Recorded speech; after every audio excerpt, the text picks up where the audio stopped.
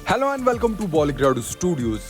दोस्तों, आप लोगों को तो पता ही होगा कि आर माधवन डायरेक्टोरियल डेब्यू करने जा रहे हैं फिल्म रॉकेटरी दी नंबी इफेक्ट से। ये सिर्फ बॉलीवुड की फिल्म नहीं है, बल्कि ये एक इंडियन फिल्म है जो 3 लैंग्वेज में शूट हुई है, हिंदी, इंग्लिश और तमिल। देखा जाए दोस्तों तो आर माधवन की डायरेक्टोरियल डेब्यू फिल्म रॉकेटरी दी नंबी इफेक्ट को लेकर इन दिनों मीडिया में खूब चर्चा है, जो कि जल्दी सिनेमाघरों में रिलीज होने वाली है। रॉकेटरी इसरो के वैज्ञानिक नंबी नारायण के जीवन पर आधारित एक बायोग्राफिकल ड्रामा फिल्म है।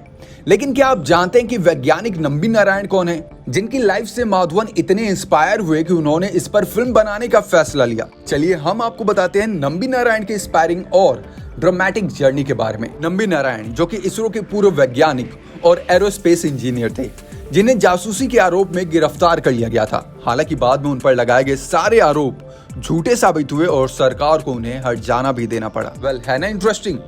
एस नंबी नारायण का जन्म 12 दिसंबर 1941 के एक तमिल फैमिली में हुआ। उन्होंने नारकोल के एक डीवीवी स्कूल में अपनी बाकी की एजुकेशन कंप्लीट की। इसके बाद मेधावी छात्र नंबी ने केरला के त्रिवनंतपुरम के इंजीनियरिंग कॉलेज से एमटेक की डिग्री ली। 1969 में नारायण ने नासा की एक प्रतिष्ठित फेलोशिप जीती, जिसके बाद वो पढ़ाई करने के लिए अमेरिका के प्रिस्टन यूनिवर्सिटी चले गए, जहां उन्हें रॉकेट की तकनीकी समझने के साथ साथ अपने लक्ष्य को समझने में भी मदद मिली। भारत लौटने के बाद नंबी नारायण ने इसरो में काम करना शुरू किया। दोस्तों, आपको जानकर हैरानी होगी कि इंडिया में लिक्विड फ्यूल टेक्नोलॉजी लाने वाले सिर्फ और सिर्फ एकमात्र नंबी नारायण थे। पहले देखा जाए तो देश में पहले रॉकेट टेक्नोलॉजी सॉलिड प्रोपेलर्स पर निर्भर थी, लेकिन 1970 में नंबी ने liquid fuel rocket technology Bharat में लेकर आए और इसके साथ ही देश में ईंधन रॉकेट टेक्नोलॉजी की शुरुआत हुई, जिसका उपयोग इसरो ने अपने कई रॉकेट के लिए किया था।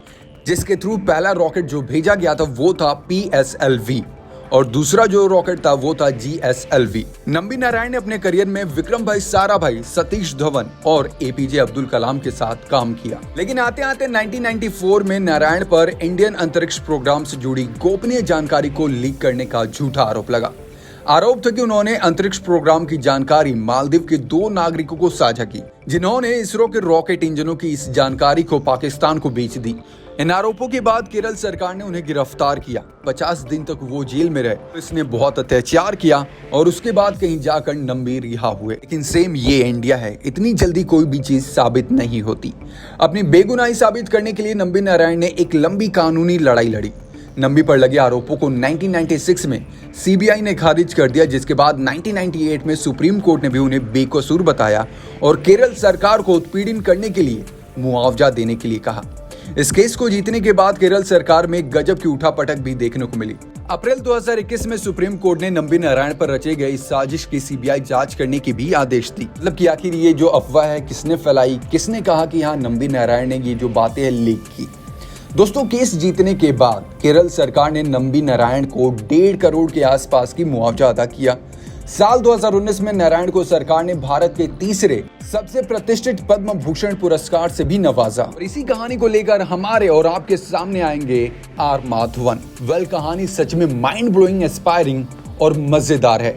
मतलब ये बड़े पर्दे पर जरूर कमाल करेगी और देखना होगा कि कितनी बड़ी लड़ाई होती है। साथ ही साथ देखा जाए दोस्तों तो हमने और शायद आपने जो यूथ है उन्होंने PSLV और GSLV कैसे लॉन्च हुआ वो नहीं देखा, तो शायद फिल्म में भी वो दौर भी दिखाए कैसे वो लॉन्च हुआ और किस तरह से इस टेक्निक का, इस टेक्नोलॉजी का यूज किया गया, वो सब हमें इस फिल्म में देखने को मिलेगा। आप कितने एक्साइटेड है फिल्म के लिए? कैसी लगी स्टोरी? नीचे कमेंट बॉक्स में अपनी अपनी राय जरूर शेयर करें।